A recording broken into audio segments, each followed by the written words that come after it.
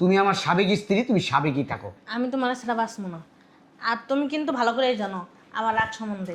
আমি যদি তোমার না পাই না, এখন আমি কি করবো জানো? আমি তোমার সাথে জোর করে থাকবো।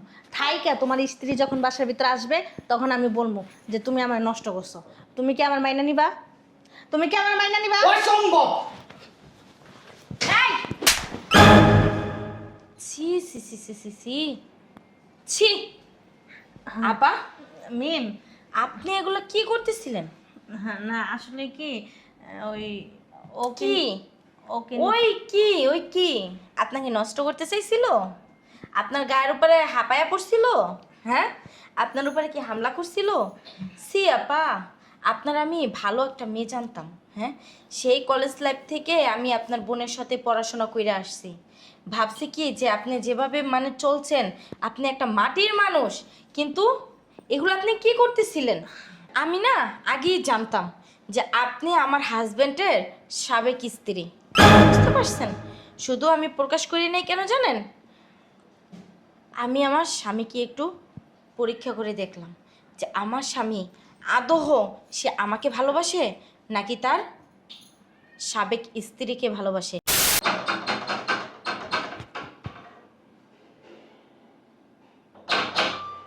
কে? আরে বাবা, খুলতেছি, পাগল হয়ে গেছে গা। কে?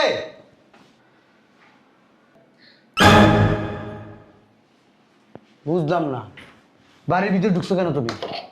হ্যাঁ হ্যাঁ, তোমার আমার বাড়ির ঠিকানা দিছে কে? আর তুমি আমার বাড়িতে কি করো, কি চাও? ও, বুঝতে পারছি। আমি একটু ভালো আছি, সুখে আছি, শান্তিতে আছি, এটা তোমার কাছে ভালো লাগতেছে না। আমার সংসারে অশান্তি লাগাইতে আইছো। হ্যাঁ, আমি যে বিয়ে করছি আবার এই খবরটাও তোমার কাছে চইলা গেছে। হ্যাঁ, আরে তুমি তো আমার সাবেক স্ত্রী, সাবেক। তোমার আমার ডিভোর্স হয়ে গেছে, তুমি কেন আমার বাসায় আসছো? হ্যাঁ, আমার বউ যদি জানতে পারে তুমি আমার আগের স্ত্রী, আমার ঘরে কি ধরনের অশান্তি তুমি বুঝতে পারতেছো? বুঝছো একবারও? হ্যাঁ, দেখো, তোমার সাথে আমি খারাপ ব্যবহার করতে চাই না, আমার বাসা থেকে বেরো। টাকা দিছো কেমনে? বুঝলাম না, আমার বাড়ির ভিতরে কি? বেরো, বেরো। এ, আসসালামু আলাইকুম আপা, ভালো আছেন? আরে তুমি কাকে বের হয়ে যেতে বলতেছো? ও তো ওই যে আমার যে বান্ধবী ছিল না টুম্পা, তোমাকে বলছিলাম কলেজ লাইফে থাকতে, ওর বড় বোন। আপা আসেন, এখানে আসেন, আসেন, বসেন, বসেন, বসেন। তা আপা আপনার আসতে কোনো সমস্যা হয় নাই তো? আপনার মানে তুমি এভাবে রয়েছো কেন? ও তো আমার মানে আমার বান্ধবীর বড় বোন, মানে তো আমার বড় বোন, তাই না? আর আপা এটা আমার হাজবেন্ড। এই তোমার কি কোনো সমস্যা? তাহলে এভাবে রইছো কেন? আর শোনো, তোমাকে তো বলাই হয় নাই, আপা একটা ইন্টারভিউ দেওয়ার জন্য এখানে আসছে। আর আপা, আপনার যতদিন মনে চায় আপনি অতদিন আমার বাড়িতে থাকবেন, কোনো সমস্যা নাই। টুম্পা আমাকে ফোন দিয়া বইলা দিছিল। আর শোনো, আজকে রাত্রে আমি এক সপ্তাহের জন্য চিটাগাং যাব। আমার একটা মিটিং আছে, ওইখানে একটা জরুরি কাজ আছে, আমি এক সপ্তাহ আসবো না। আপা, আপনি কিন্তু আমার বাসাটা একটু দেখে শুনে রাখবেন, নিজের মতো করে রাখবেন, ঠিক আছে? আর ওই যে রান্নাঘরে সব কিছু আছে, আমি এখন আপনাকে বুঝাই দিয়ে যাব। আপনার সব কিছু মানে একটু বুঝে নিয়ে নিজের মতো করে চালাবেন। আর শোনো, ওই আমার একটু ব্যাগটা গুছাইতে হবে তো, আমি রাত্রের ট্রেনেই উঠে যাব। এই তুমি কি কিছু বলবা? তাহলে এমনি রইছো কেন? এই আমার বড় বোন, আমার জামাই, আপনাদের পরিচয় হয়েছে? আচ্ছা, বাদ দাও এসব। আপা চলেন, ভিতরে চলেন, আসেন, আমি আপনাকে সব কিছু বুঝাই দেওয়া যাই। আমার আবার সময় নাই তো, আমার এমন সময় আসলেন আপনাকে একটু সময়ও দিতে পারি না। আমার অফিসের কাজের জন্য চিটাগং যেতে হবে, এমার্জেন্সি কাজ আছে। আচ্ছা আপা চলেন, ভিতরে চলেন, আমি আসতেছি। এই শুনো, তুমি বাজারঘাট একটু ঠিকঠাক মতো করে দিও। আর কোনো আপার যেন কোনো অসুবিধা না হয়। হ্যাঁ, আমার বান্ধবীর বোন বলতে কথা কখনো কিন্তু আসে না আমার বাড়িতে, ওর যেন কোনো অসম্মান না হয়, একটু খেয়াল রেখো, ঠিক আছে? আচ্ছা তাড়াতাড়ি আসো। আমি একটা জিনিস বুঝলাম না, বাইরের একটা মানুষ, তুমি থাকবা না, এই মহিলারা রেখে যাইতেছো, আমার কাছে ব্যাপারটা না কিরকম মানে অসুস্থ লাগতেছে। অস্বস্তির কি আছে বলো? হ্যাঁ, আমার বড় বোন মানে তো তোমার বড় বোন, তাই না? আমার বান্ধবী অনেক আশা করে আমার কাছে পাঠাইছে, কেন ঢাকা শহর তো ওর থাকার মতো কেউ নাই, আর আমার বান্ধবীর তো গ্রামে বিয়ে হয়েছে, তুমি তো সেটা জানো, তাই না? এই জন্য আপা আসছে একটা ইন্টারভিউ দেওয়ার জন্য চাকরির। ওনার চাকরির ইন্টারভিউটা দেওয়া হয়ে গেলে উনি চাকরিটা পেলে চলে যাবে, কোনো সমস্যা নাই। আর তুমি এগুলো নিয়ে কোনো টেনশন করো না, আপা অনেক ভালো মনের মানুষ, ওনার মতো মানে মানুষ হয় না। আগে তো কলেজ লাইফ থেকে আমি দেখছি আপা আমাদের জন্য টিফিন নিয়ে আসতো, অনেক খাওয়ান দাওয়ান নিয়ে আসতো, আমাদের সাথে অনেক ভালো ব্যবহার করছে। আপা অনেক ভালো মাটির একটা মানুষ, তুমি অত টেনশন করো না তো। দেখবা 2-1 দিনের ভিতরে তোমারও তার ভাইয়ের মতো দেখবে, আর একদম তোমার তাদের মানে মিলা যাবে, কোনো সমস্যা হবে না। আচ্ছা আমি চাই, আমার না লাকিসটা গুছাতে হবে, আমার অনেক কাজ আছে, ফাইলগুলো গুছাইতে হবে। তুমি এক কাজ করো না, আমার ফাইলগুলো একটু গুছায় ব্যাগে ভরে দাও না, কাগজপাতিগুলা। শোনো, কি বলছো শুনছো? আচ্ছা আসো। তুমি একটা কাজ করো না, এই মিটিংয়ে না আগামী সপ্তাহে যাও। এই তোমার বান্ধবীর বোন যাওয়ার পরে যাও, মানে আমার না ভালো লাগতেছে, তো বুঝাইতে পারতেছি না আমি। আমার ভিতরে জানি কিরকম লাগতেছে, একটা মহিলা মানুষ একসাথে নিচে আমি থাকবো উনি থাকবে। আরে শোনো, আমার বাসায় তো রুম 1টা আর 2টা না, তাই না? আমার পুরো বাড়িটা খালি পড়ে রয়েছে, উনি নাহলে গেস্ট রুমেই থাকবো, কোনো সমস্যা হবে না, তুমি টেনশন করো না। আর তুমি কি বলতেছো মিটিংয়ে না যাইতে? এখন যদি আমি মিটিংয়ে না যাই তাহলে যে কি সমস্যা হবে তুমি কি সেটা বুঝতে পারতেছো? শোনো, ওই মহিলার আমার ভালো লাগে না। শোনো না, তুমি এভাবে করতেছো কেন? শোনো, তুমি যদি এখন এভাবে করো তাহলে কি আমার মন বসবে বলো? আর ওখানে যাই আমার কত কাজ সামলাইতে হয় বলো, কত বড় একটা অফিস আমারই তো সামলাইতে হয়, আমার মুখের দিকে কতগুলো মানুষ তাকায় থাকে বলো। এখন এই মিটিংটা যদি আমি না সামলাইতে যাই তাহলে কে সামলাবে বলো? আর কতগুলো টাকা তাহলে বাইজা থাকে, তুমি একবার চিন্তা করছো? আমি 1 সপ্তাহের জন্য গেলে আমার প্রায় 1.5 থেকে 2 কোটি টাকা আমার ট্রান্সফার হয়ে আমার অ্যাকাউন্টে চলে আসবে। তুমি কি চাইতেছো যে এখন এগুলো সব ক্যান্সেল হয়ে যাক? এই শোনো না, শোনো শোনো, তুমি যে আপারে এইভাবে মানে তোমার সহ্য হয় না, আপা ওই ধরনের মানুষই না, জানো? আপার না একটা বিয়ে হয়েছিল অনেক বড় করেই, পোলাটা নাকি শুনছি অনেক মানে কেমন জানো। আর আপা অনেক ভালো একটা মানুষ, আপারে কি করছে জানো? ওই ছেলেটা না ডিভোর্স দিয়া দিছে। কেমন একটা মানুষ বলো? সেই থেকে আপা না আরো নীরব হয়ে গেছে গা, আগের মতো কথা বলে না, কিছু করে না, মানে কেমন যেন ওই মানে স্তব্ধ হয়ে গেছে গা। আর তুমি সেই আপারে নাকি এগুলো বলতেছো? তুমি থাকুক না 2 দিন, তুমি দেখো, তাহলেই তুমি বুঝতে পারবা। আর যে জানোয়ারের বাচ্চা এই কাজটা করছে, ওই জানোয়ারের বাচ্চারা যদি আমি পাইতাম না, আমার জামাই যদি হইতো না, ওর গলা পাশায় পাড়া দিয়ে ওর রক্তটা আমি ছিঁড়া ফেলাইতাম, যে এইরকম একটা মাটির মানুষরে কিভাবে মানুষ তালাক দিয়া দেয়। তোমার একটা কথা বলি, ওই পুরুষটা যে খারাপ তুমি কি জানো? জানো না, জানো না, জানো না। যেমন আমি তোমার সাথে সংসার করতেছি, আমি কিরকম মানুষ এটা তুমি জানো। তুমি কিন্তু আমার সার্টিফিকেট দিতে পারবা, অবশ্যই। আরেকজনের হাজব্যান্ডের সার্টিফিকেট তুমি দিতে পারবা না। শোনো শোনো, তোমাকে একটা কথা বলি, যেহেতু ডিভোর্স হয়েছে ওনার সাথে ওনার হাজব্যান্ডের, নিশ্চয়ই এক হাতে তো তালি কখনো বাজাইতে পারছো? তালি দিতে গেলে কিন্তু 2টা হাত এক জায়গায় করতে হয়, আর 2টা হাত যখন এক জায়গায় হয় তালিটা বাজলে একটা আওয়াজ হয়। আপুর অত একটা দোষ ছিল না, ওনার জামাই নাকি অনেক খারাপ ছিল, মেয়ে এই মানুষ জন্য তো, ডিভোর্স হয়ে গেছে। মেয়ে মানুষ তো সবসময় মেয়ে মানুষের টানি টানো, কখনো একটা ছেলে মানুষের জায়গায় দাঁড়ায়া তারপর চিন্তা করবা। এই যে মাঝে মধ্যে তুমি অন্যায় করো আমাকে সরি বলো না, হ্যাঁ? তাহলে আমার জায়গায় দাঁড়ায়া তুমি একবার চিন্তা করে দেখো তো ব্যাপারটা। আমি এমন কোনো অন্যায় তোমার সংসার এসব করি নাই যে তোমার জায়গায় বসে আমার দাঁড়ায় দেখতে হবে। দেখো আচ্ছা ঠিক আছে, বাদ দাও, ঠিক আছে। আচ্ছা চলো, তোমার এই ব্যাগপত্র আমি গুছাই দিতেছি, কিন্তু 2 দিন থাকবা, 2 দিনের বেশি না, আর কোনো কথা নেই, চলো। আচ্ছা চেষ্টা করে দেখবো।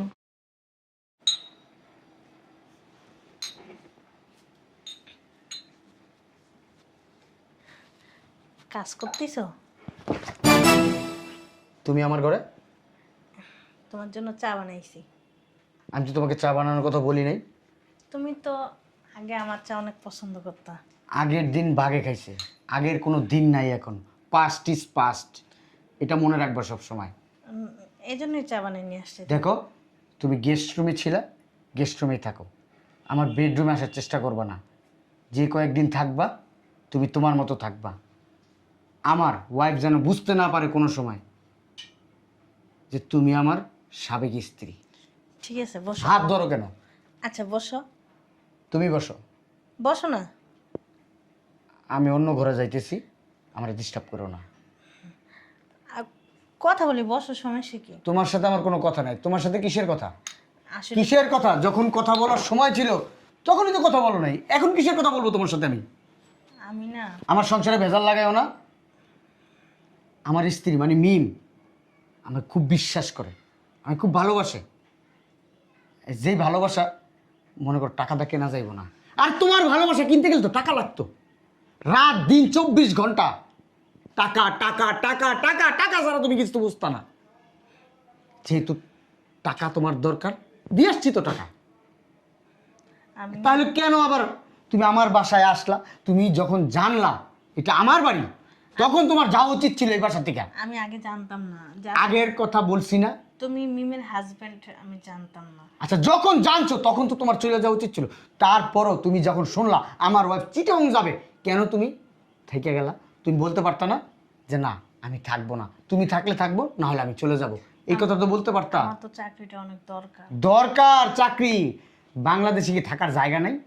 হ্যাঁ, বড় বড় হোটেল আছে, এত- ভিআইপি হোটেল আছে, ওইখানে যাও, টাকা দিলেই তো এখানে থাকা যায়। আর তোমার চাকরির কি প্রয়োজন? চাকরির তো কোনো প্রয়োজন নাই। আমার কাছ থেকে তুমি এককালীন 2 কোটি টাকা নিছো, 2 কোটি, আমাকে ব্ল্যাকমেইল করে। তারপরেও তুমি আসছো এইখানে অভিনয় করতে। হ্যাঁ, কি টাকা লাগবে? এত- টাকা লাগবে আমি রাগ বলো? হইও না। হ্যাঁ, হাত ছাড়ো, হাত দিবে না। আসলে কি জানো, ওইদিকে চাপো, ওইদিকে চাইপা কথা তুমি বলো। এখানে আসো। ধ্যাৎ, শোনো, ধ্যাৎ। তুমি এরকম করতেছো আমি বুঝতেছি না। আমি কি তোমার গায়ের উপর উঠে যেতেছি? হ্যাঁ, আমি তো তোমার সাথে কথা কইতে চাইতেছি। তুমি এখানে বসো। আরে আমার গায়ে হাত দেওয়ার অধিকার তোমার নাই। ছাড়ো, হাত ছাড়ো। তুমি বসো। শোনো, দেখো, এখন কিন্তু তোমার বাসার ভিতর তোমার স্ত্রী নেই। তুমি এখানে বসো। শোনো, আমার না অনেক হিংসা লাগে মিমিরে দেখা। আসলে না, আমি অনেক বড় ভুল করছি। তুমি যখন আমার জীবনে ছিলা, আমি বুঝতে পারিনি যে তুমি আমার জীবনে কী ছিলা। আর তুমি আমার অনেক ভালোবাসতা, আমিও তোমার অনেক ভালোবাসতাম। আমি না এখন বুঝতে পারি, আমার অনেক হিংসা লাগে মিমিরে দেখে, তুমি জানো না। আবার যদি আমরা এক হয়ে যাই, ভালো হয় না কও? অসম্ভব। তুমি আমার সাইরা চলে গেছো, কিন্তু মিম আমার কষ্টের সময়, আমার দুঃখের সময় আমার পাশে ছিল। ওরে আমি কোনোদিনও আমি ফালাই দিতে পারবো না, ভুলতে পারবো না। তুমি আমার ফালাই দিছো, কিন্তু ও আমার ফালাই নাই। ঠিক আছে, কোনো ঠিক নাই। আমার সাথে কথা বলার অধিকারও তো তোমার নাই, হাত ধরার তো দূরে থাক, এমন করে আমার স্পর্শ করো না প্লিজ। এমন করে কেন কথা কইতেছো তুমি? কও, আমি ভুল করছি একটা, আমি অনেক বড় ভুল করছি। গায়ে হাত দিও না, গায়ে হাত ছাড়া কথা বলো, গায়ে হাত দিও না। তুমি একটা ব্যবস্থা করো না, কোনো আমি ব্যবস্থা- আবার চাই তোমার জীবনে আসতে। আমার পক্ষে সম্ভব না তোমার আনা আমার জীবনে, কারণ আমার জীবনে এখন অন্য কেউ আছে। আমার জীবনের সব কিছুতে সে জড়াই গেছে। তোমারে আমি ভুইলা গেছি, তোমার বুঝতে হবে তোমার আমি ভুইলা গেছি। তুমি যে কোনো আমার তুমি পক্ষে যদি সম্ভব। চাও- শোনো, তুমি যদি চাও যে একটা না একটা ব্যবস্থা হবে। আমি চাই না তো, আমি অনেক আমি চাই না, আমি চাই না তোমাকে আমার জীবনে। তুমি বুঝতে পারতেছো? মিমের বিশ্বাস তুমি নষ্ট করতেছো, ভাঙতেছো। ও তোমার বিশ্বাস করে ওর সংসারে, ওর স্বামীর বাড়িতে তোমার রাইখা গেছে। তুমি বুঝতে পারো তোমার কতটা বিশ্বাস করে? ও তো ওর জানে- স্বামী এই বাড়িতে ও তো জানে না। একটা ইয়াং মেয়েকে এই বাড়িতে রাইখা গেছে। তুমি বুঝো কতটা বিশ্বাস তোমারে করে? হ্যাঁ, আর তুমি সেই ঘরে কি করতেছো? বিশ্বাসের ঘরে চুরি করতেছো। ও দেখো, কি জানে আমি তোমার আগের স্ত্রী? ও যদি জানে তুমি আমার আগের স্ত্রী, তুমি এত ঠকবাজ, প্রতারক, বন্ড, তুমি শুধু টাকাকে ভালোবাসো, মানুষকে না। ও তোমাকে অপমান করবে, অপমান। ও কি জানে জানো? তোমার ফেরেশতা জানে। ও আমাকে বলতেছে, জানো আপাটার কপালটা কত খারাপ, উনি একজন ফেরেশতার মতো মানুষ। আর ওনার হাজবেন্ড কত খারাপ, মানে আমাকে অনেক খারাপ বলছে, অনেক খারাপ বলছে। ও তো জানে না সব খবর, যদি জানতো না তাহলে বুঝতো। আমি তোমার সাথে সব পুরুষ মানুষ না একরকম আমি হয় না। তোমার সাথে অন্যায় করছি, আমি ভুল করছি, আমি তোমার কাছে মাপ চাইতেছি। এই যে ভুল অন্যায় বুঝতে পারছো, মাপ চাইতেছো, এই ভুল অন্যায়টা যদি আরো 4টা বছর আগে তুমি বুঝতে পারতা, তাহলে এই সংসারে আজকে তুমি থাকতা, মিম থাকতো না। আর একটা জিনিস ভালো হয়েছে, স্বার্থপর মানুষ জীবন থেকে দূরে চলে যাও, অনেক ভালো। দেখো আমি যে ব্যবসা করতেছি, মিম নিজেও ব্যবসা করতেছে। ও ওর টাকা দিয়া আমার ব্যবসায় যদি কোনো সমস্যা হয়, ও ওইখানে ইনভেস্ট করে। যে তুমি নাও, টাকা আমার আছে, তুমি আরও নাও। আর তুমি কি করছো? যখন আমি ব্যবসা একটু ধরা খাইছি, হ্যাঁ, আমার গলায় পাড়া দিয়া তুমি আমার কাছে 2 কোটি টাকা নিছো, কাবিনের টাকা নিছো। আরও দেখো, দুইটা মানুষ, তুমিও মেয়ে মানুষ, ও মেয়ে মানুষ, কিন্তু দুইটা মানুষের ভিতরে কত পার্থক্য। হ্যাঁ, ওর মনটা কত বড় আর তোমার মনটা কত জঘন্য। তুমি একবার চিন্তা করে দেখো, কত ছোট মন মানসিকতা তুমি মেয়ে। হ্যাঁ, সি, আমি কিন্তু সত্যিই তোমার অনেক ভালোবাসি। তোমার ভালোবাসার কপালে জুতা মারি আমি এরকম ভালোবাসা চাই না।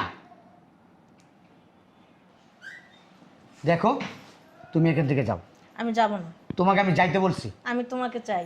আমাকে চাওয়ার মতো কিচ্ছু নাই, তোমাকে দেওয়ার মতো আমার কিচ্ছু নাই। তুমি চেষ্টা করলে উপায় হবে। দেখো তুমি, আমি তোমাকে বারবার বলি তুমি এখান থেকে যাও। আমি মিমের বিশ্বাস নষ্ট করতে চাই না, আমি মিমকে অনেক ভালোবাসি। মিম অনেক ভালো, আমার মাইনা নিব। তোমার মাইনে নিবে না, তুমি আমার সাবেক স্ত্রী, তুমি সাবেকই থাকো। আমি তোমার সেটা বাঁচবো না।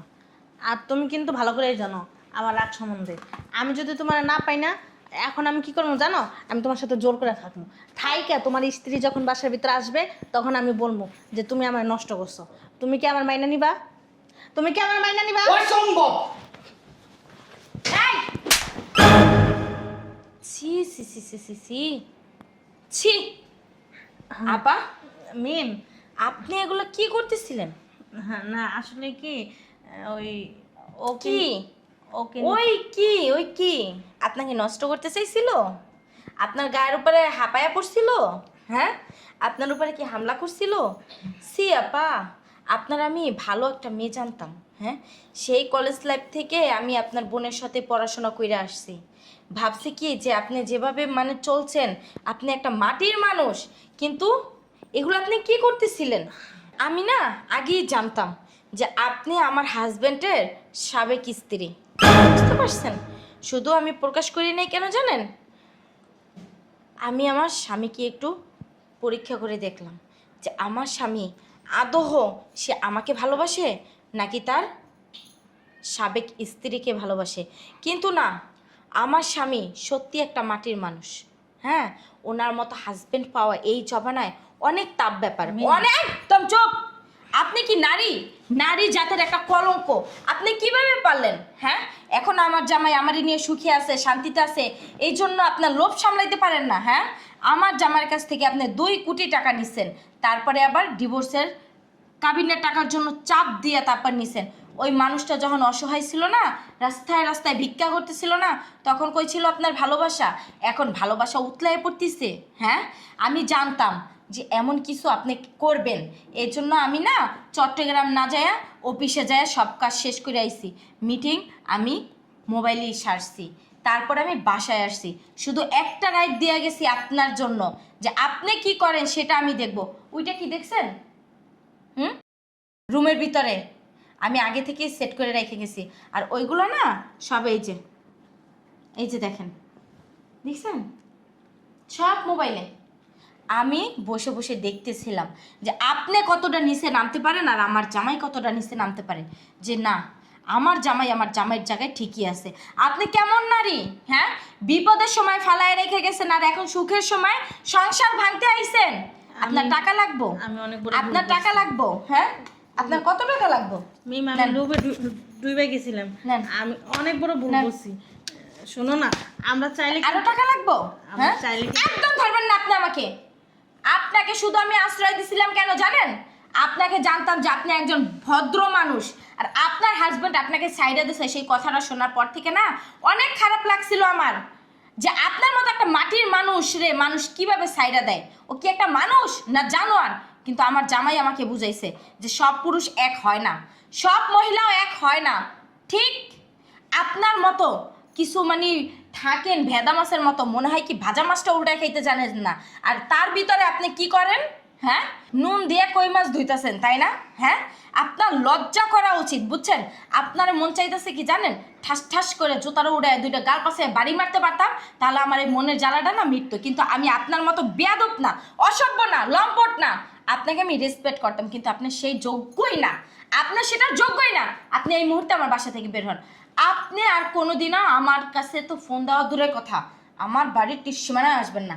আজকে আপনি আমার বান্ধবীর বড় বোন বিদায়, আপনাকে আমি সাইরা দিলাম। আর না হলে আপনাকে পুলিশেও ধরাই দিতাম আমি।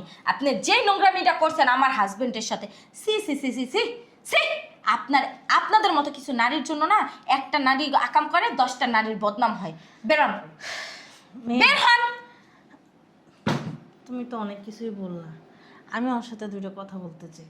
আপনার সাথে আমার হাজবেন্ড কোনো কথা বলার মোটে নাই। আমি যদি আগে জানতাম না যে তোমার সংসারে এত সুখ শান্তি আসবে, আমি না কখনো তোমাকে ছাড়তাম না। আসলে কি, আমরা নারী জাতি না লোভী, বুঝছো? টাকা দেখলে টাকার লোভে পড়ে যাই। আমি আসলেই তোমাকে ছাড়তে চাইনি, কিন্তু টাকায় আমার অন্ধ বানাই দিছে। যাই হোক, তোমরা ভালো আছো, ভালো থাকো। শুধু স্বামীর টাকা থাকলেই হয় না, স্বামীর জন্য স্ত্রীর টাকার প্রয়োজন হয় না। শুধু কি প্রয়োজন হয় জানেন? দুঃখে সুখে স্বামীর একটু সঙ্গ দেওয়া, তাকে ভরসা দেওয়া, তাকে একটু আশা দেওয়া যে তুমি ভেঙে পড়ো না, আমি আছি, ঠিক আছে? আপনি সেই আশাটুকু যদি দিতেন না, আজকে আমার যে সুখের সংসারটা না, সেই সুখের সংসারটা আপনার থাকতো, আর আপনার জায়গাটা না কখনো আমি নিতে পারতাম না, ঠিক আছে? কিন্তু আপনি কি করছেন? ওই মানুষ বলে না, লোভে পাপ, পাপে মৃত্যু। তা আপনার অবস্থা হচ্ছে সেইটা। তুমি পারলে আমার মাফ করে দিও। দেখেন আপা, আপনার মুখ আমি আর দেখতে চাই না। আপনি দয়া করে আমার বাসা থেকে বের হয়ে যান। শোনো না, আমি না দুঃখিত।